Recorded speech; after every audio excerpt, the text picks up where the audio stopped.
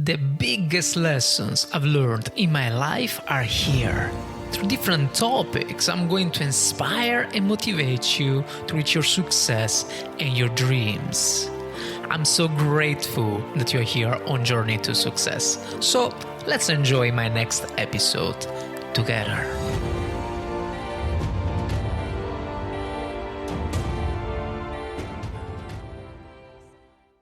Hi guys, my name is Fabio from the Fabio Podcast and welcome.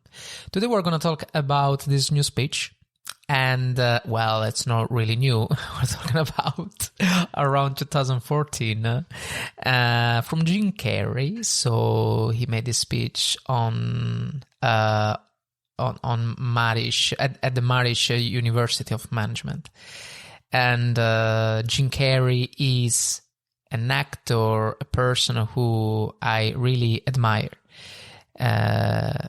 because he's truly started from scratch. And I don't know, I just would like to understand a little bit better about this speech he made, I guess, kind of around 10 years ago. And let's see. Of course, I cannot replicate his humorism. As you know, he is unique on his way to talk and say stories about it. But at least I'm going to try to explain and understand in my best way possible how he felt and what he meant in this speech. So I start. Thank you, Beva, and thank you all. I brought one of my paintings to show you today. Hope you guys are going to be able to see it okay. It's not one of my bigger pieces, so you might want to move down front to get a look at it. I was already laughing. And as maybe most of you don't know about it, Jim Carrey really likes art, he likes to paint. So sometimes he likes to live in a solitude way, just making paint. And solitude in his way anyway, So he said, faculty, parents, friends, graduating class of 2014 and all the dead baseball players coming out of the corn to be with us today. After the harvest, there is no place to hide. The fields are empty. There is no cover there. I'm here to plant a seed that will inspire you to move forward in life with enthusiastic hearts and a clear sense of wellness. The question is, will that seed have a chance to take a root? Or will I be sued by Monsanto and forced to use their seed, which may not be totally Ayurvedic? Excuse me if I seem a little low energy today, whatever it is. I slept with my head to the north last night. Oh man, you know how that is, right kids? Woke up right in the middle of pita and couldn't get back to sleep till Vata rolled around. But I didn't freak out. I used the time to eat a large meal and connect with someone special on Tinder. Life doesn't happen to you, it happens for you. How do I know this? I don't, but I'm making sound, and that's the important thing. That's what I'm here to do. Sometimes I think that's one of the only things that are important. Just letting each other know we are here, reminding each other that we're part of a larger self. I used to think Jim Carrey is all that I was. Just a flickering light. A dancing shadow, the great nothing masquerading as something you can name, dwelling in forts and castles made of witches, a Freudian slip there, seeking shelter in caves and foxholes dug out hastily. An archer searching for his target in the mirror, begging to be enslaved, pleading for my chains, blinded by longing and tripping over paradise. Can I get an amen? You didn't think I could be serious, did you? I don't think you understand who you're dealing with. I have no limits. I cannot be contained because I'm the container. You can't contain the container, man. You can't contain the container. I used to believe that who I was and at the edge of my skin, that I had been given this little vehicle called a body from which to experience creation, and though I couldn't have asked for a sportier model, it was after all a loaner and would have to be returned. Then I learned that everything outside the vehicle was a part of me too, and now I drive a convertible, top down, wind in my hair. I'm elated and truly excited to be present and fully connected to you at this important moment in your journey. I hope you are ready to open the roof and take it all in. How doesn't react. Okay, 4 more years then. And then there is the laugh. I want to thank the trustees, administrators, and faculty of MOM for creating an institution worthy of Maharishi's ideals of education, a place that teaches the knowledge and experience necessary to be productive in life, as well as enabling the students through transcendental meditation and ancient Vedic knowledge to slack off twice a day for an hour and a half. Don't think you're fooling me. But I guess it has some benefits. It does allow you to separate who you truly are and what's real from the stories that run through your head. You have given them the ability to walk behind the mind's elaborate set decoration and to see that there is a huge difference between a dog that is going to eat you in your mind and an actual dog that is going to eat you. That may sound like no big deal, but many never learn the distinction and spend a great deal of their lives living in fight or flight response.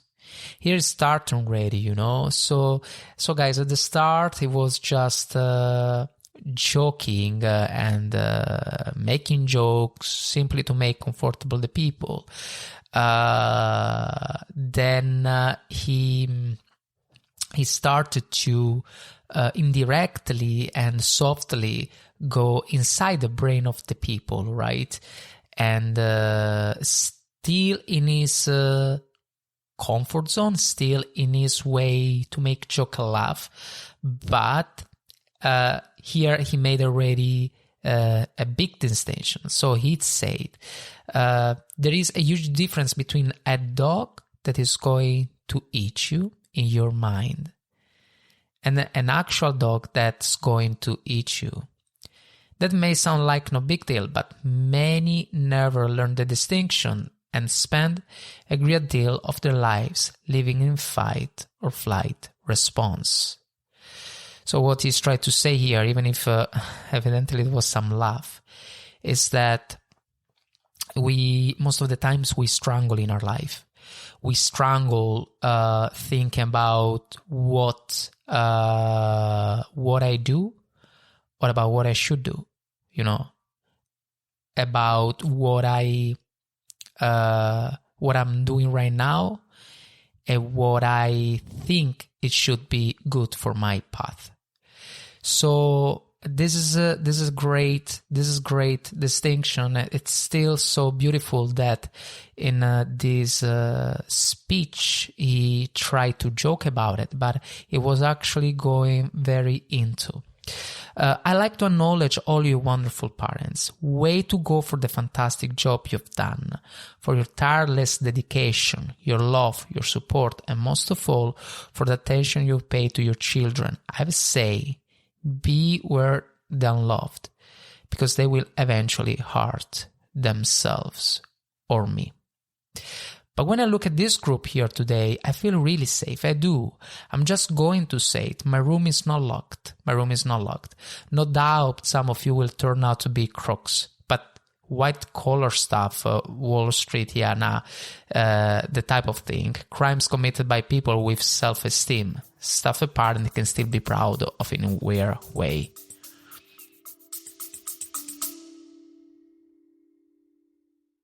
Before we go through, if you're enjoying this podcast, please consider taking just 3 seconds to share it with someone else. It is a small gesture that could make a big difference in someone's day. Now, sit back and enjoy the rest of the episode.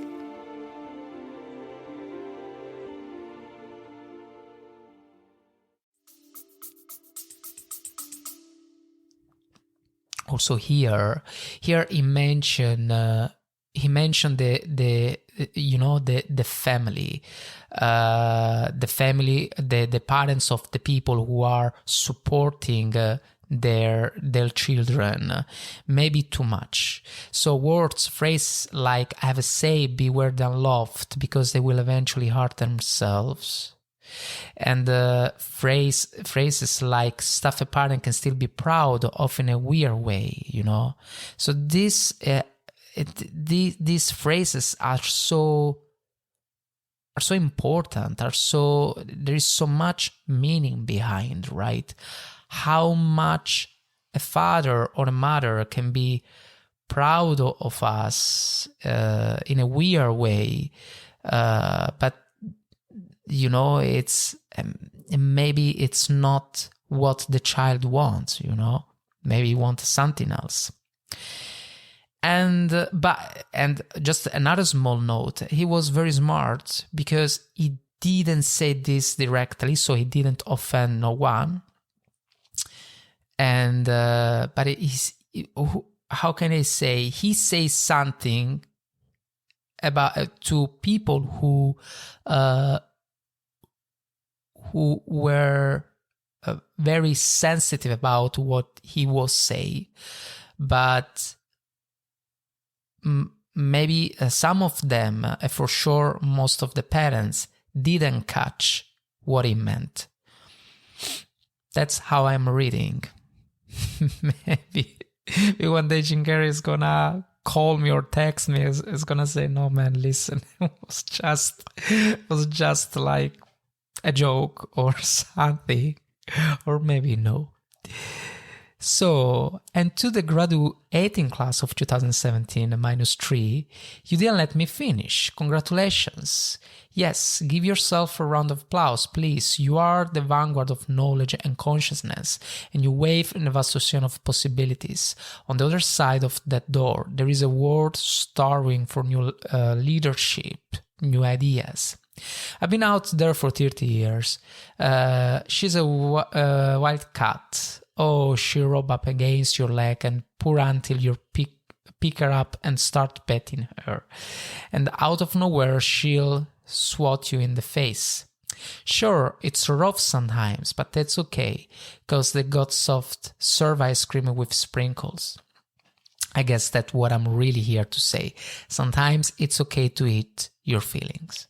Fear is going to be a player in your life, but you get to decide how much. You can spend your whole life imagining ghosts, worrying about your pathway to the future, but all there will ever be is what's happening here and the decision we make in this moment, which are based in either love or fear. Let's analyze this sentence. Fear is going to be a player in your life. Fear, failure, and all these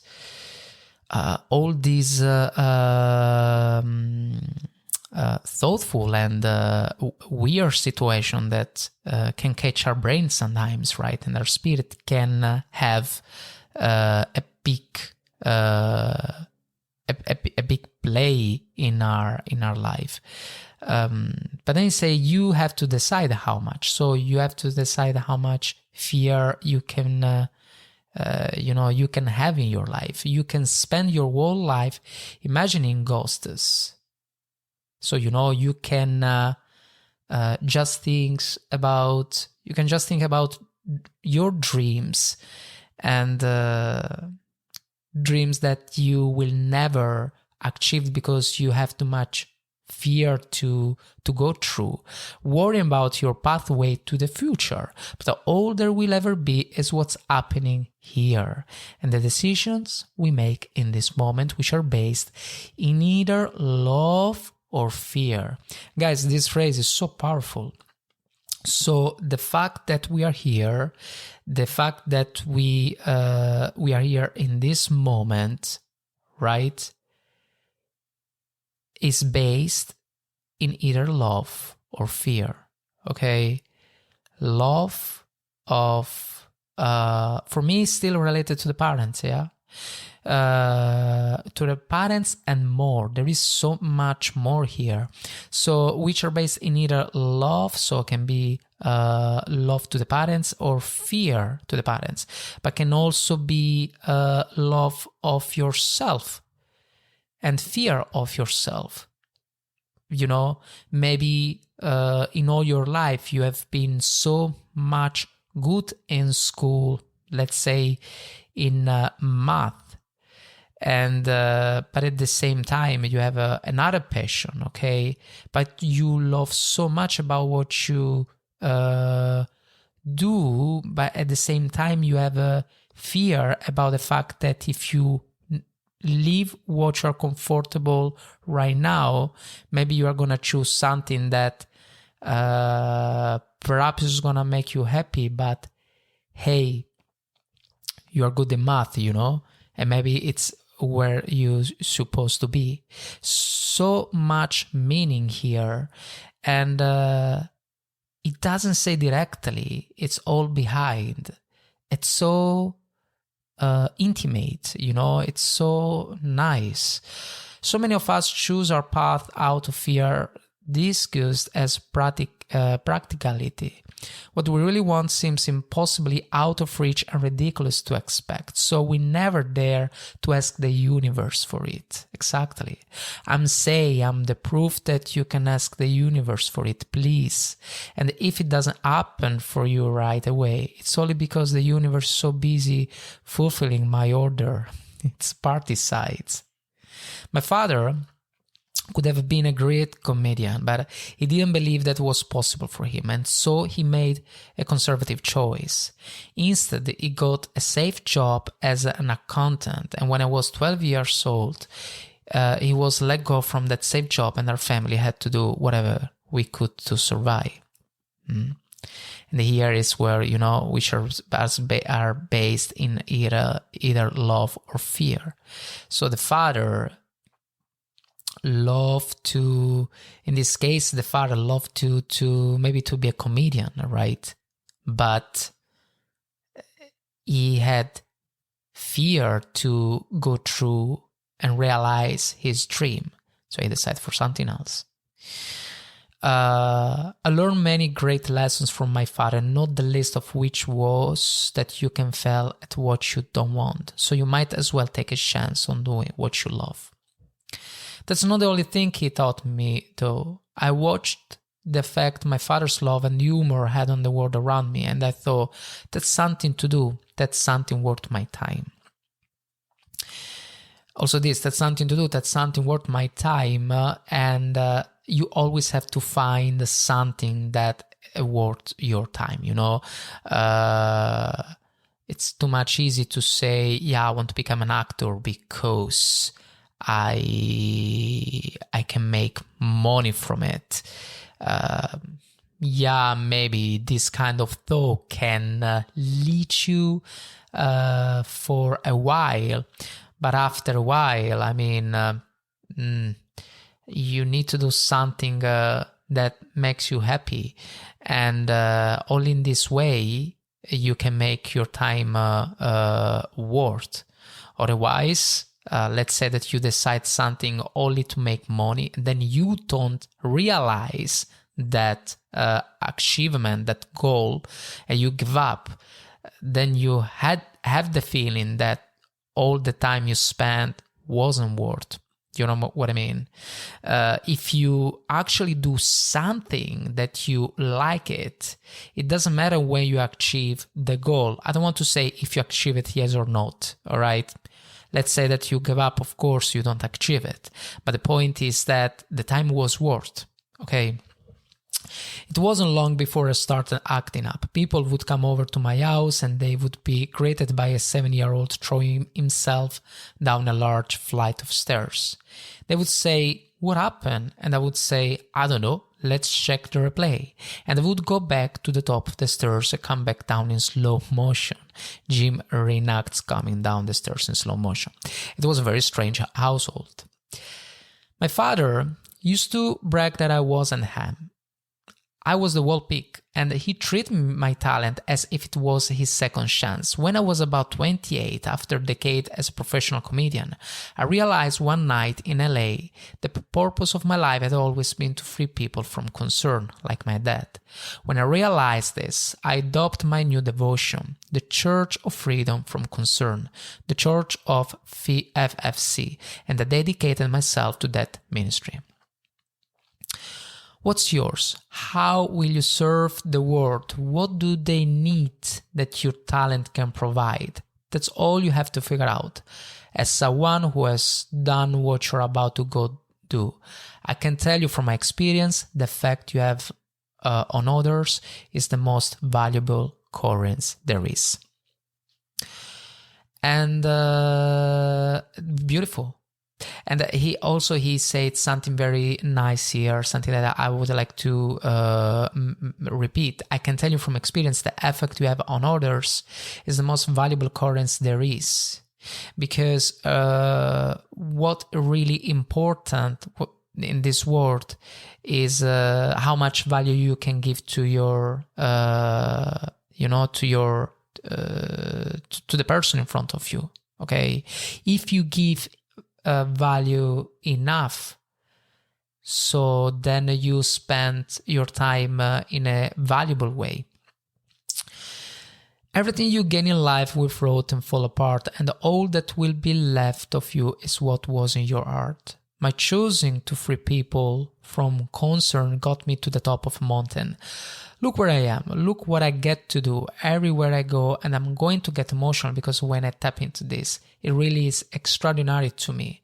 And this is something that makes people present their best selves to me wherever I go. I am at the top of the mountain, the only one I hadn't freed was myself, and that's when my search for identity deepened. I wonder who I'd be without my fame. Who would I be if I say things that people didn't want to hear? Or if I defeat their expectations of me? What if I showed up to the party without my Mardi Gras mask and I refused to flash my breasts for a handful of bits? I'll give you a moment to wipe that image out of your mind.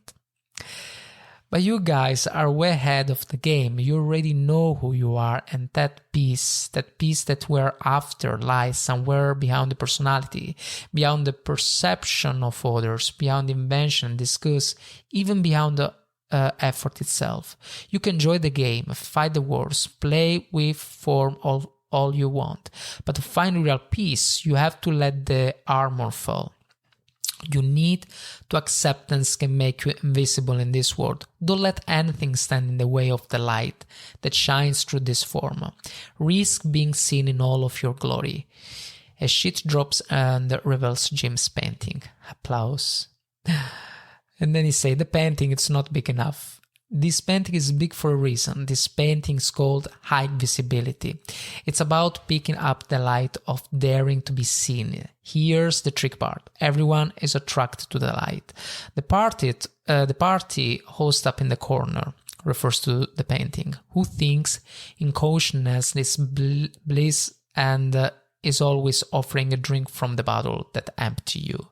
Misery below her, who despises the light, can stand where you are doing well, and wishes you nothing but the worst. The Queen of Diamonds, who needs a king to build her house of cards, and the hollow one, who clings to your legs and begs, please don't leave me behind, for I have abandoned myself.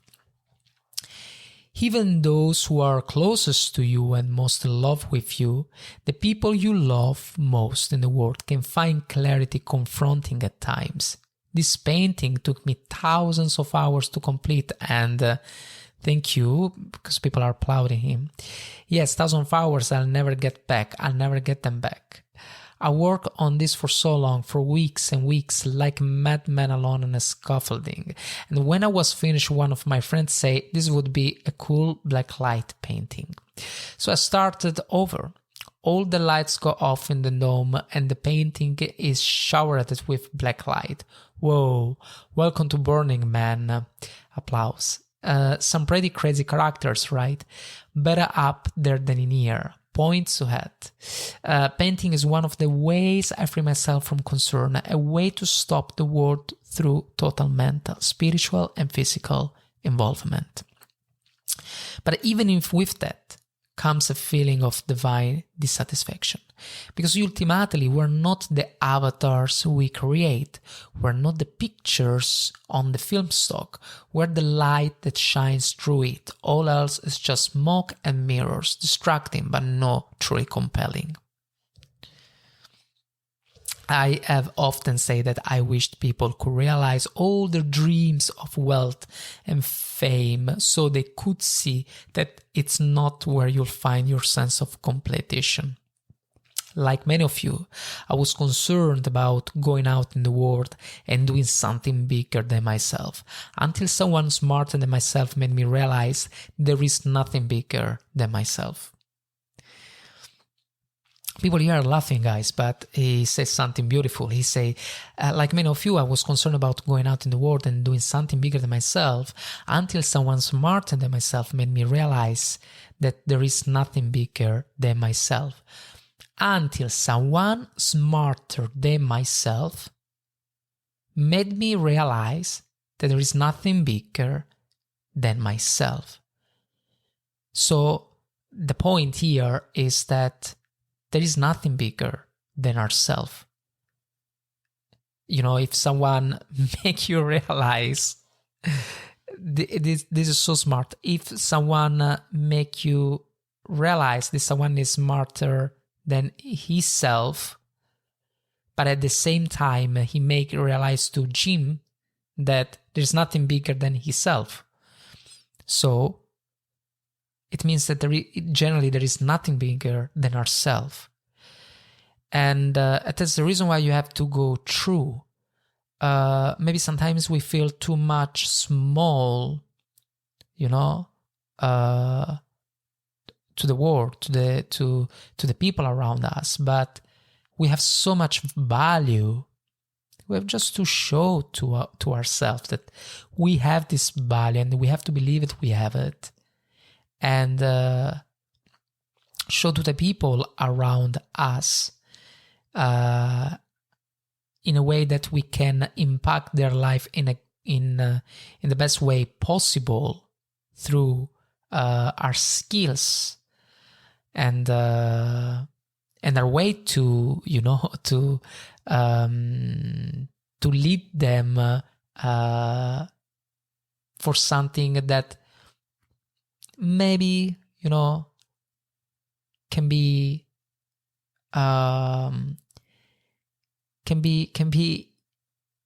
interesting. My soul is not contained within the limits of my body. My body is contained within the limitlessness of my soul, one infinite field of nothing dancing for no particular reason, except maybe to comfort and entertain itself. As that shift happens in you, you won't be feeling the world, you'll be felt by it. You will be embraced by it. Now, I'm always at the beginning. I have a reset button called presence, and I ride that button constantly. Once the button is functional in your life, there is no story the mind could create that will be as compelling.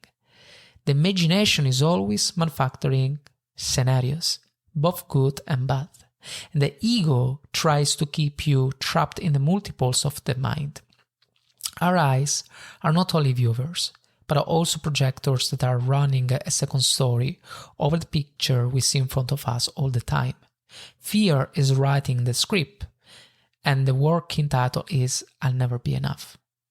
You look at a person like me and say, How could we ever hope to reach those kinds of heights, Jim? How can I make a painting that's too big for any reasonable home? How do you fly so high without a special breathing apparatus? This is the voice of your ego. If you listen to it, there will always be someone who seems to be doing better than you. No matter what you gain, ego will not let you rest. It will tell you that you cannot stop until you left an indelible mark on the earth, until you have achieved immortality. How tricky is the ego that it would tempt us with the promise of something we already possess? So I just want you to relax. That's my job. Relax and dream up a good life. I had a substitute teacher from Ireland in the 2nd grade that told my class during morning prayer that when she wants something, anything at all, she prays for it and promises something in return, and she always gets it. I'm sitting at the back of the classroom thinking that my family can't afford a bike, so I went home and I prayed for one and promised I would recite the rosary every night in exchange. Broke the promise.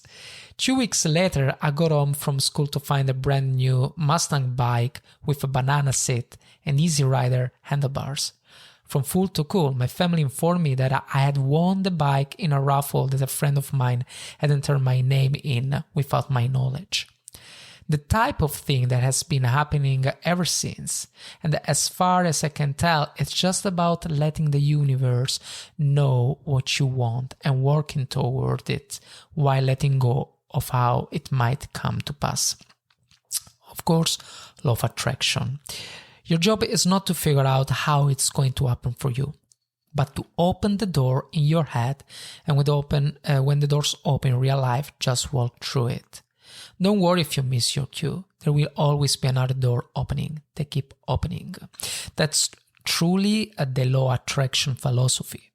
So the law of attraction says to believe and to be open. It doesn't say to you struggle to search the signals. I believe there are signals around us that we have to catch still. But the law of attraction doesn't say to you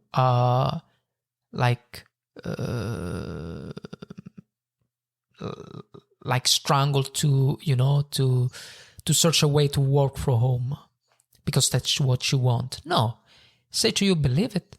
Believe that you can do. Believe that you can have. I'm just making an example. Believe that you can make €3,000 per month. Write it and say as a mantra every day, believe it, and we will come. Maybe via signal, maybe via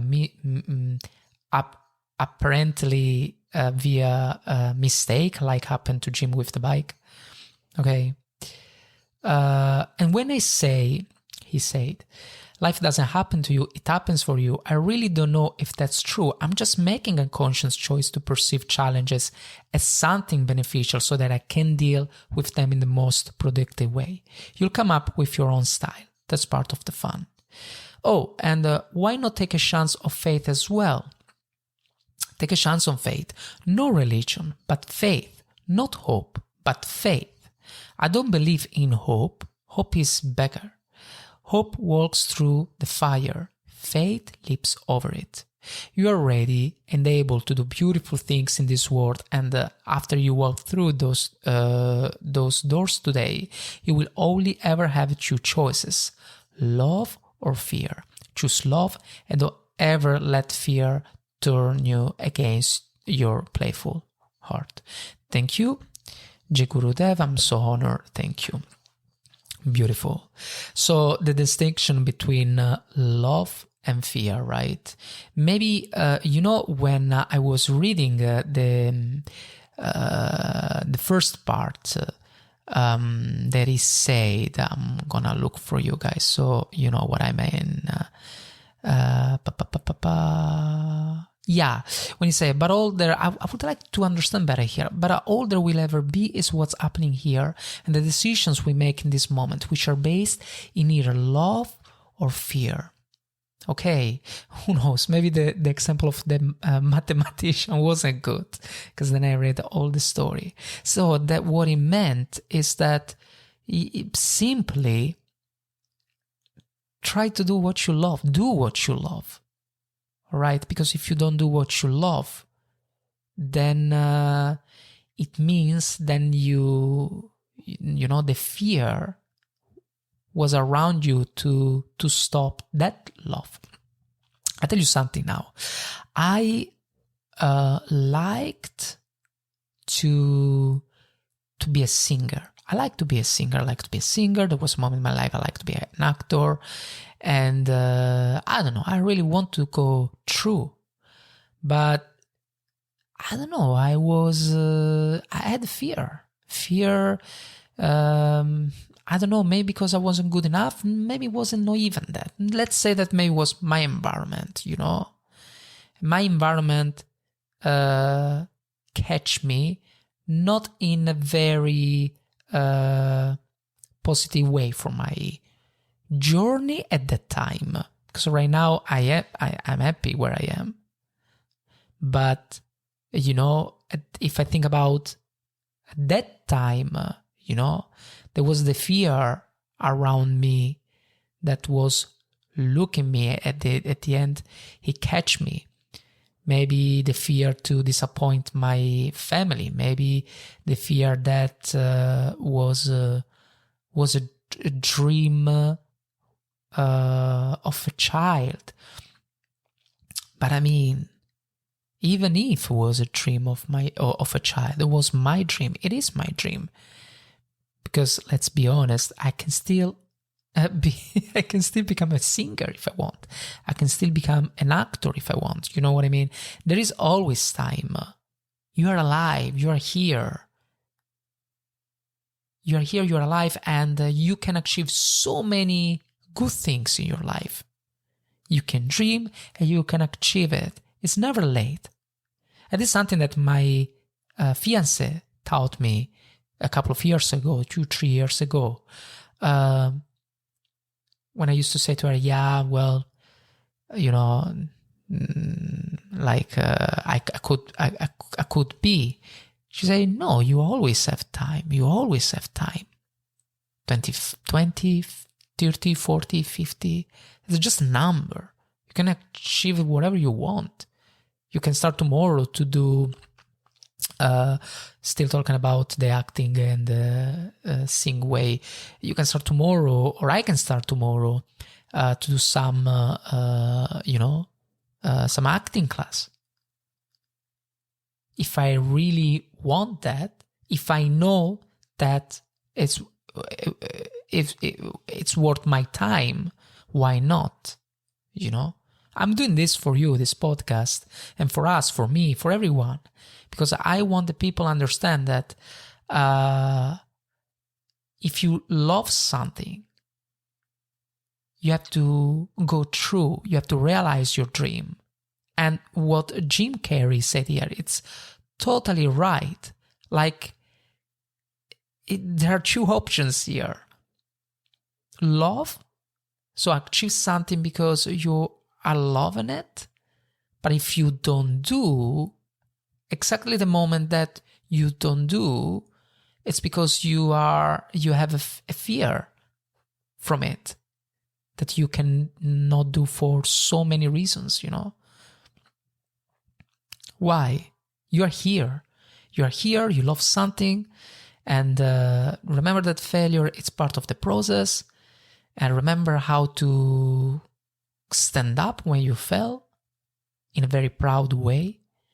Go through, go on, and you can achieve everything. We can achieve everything. And guys, that's it. Thank you so much for being here in the Fabi Podcast, Journey to Success, and see you next time. Cheers.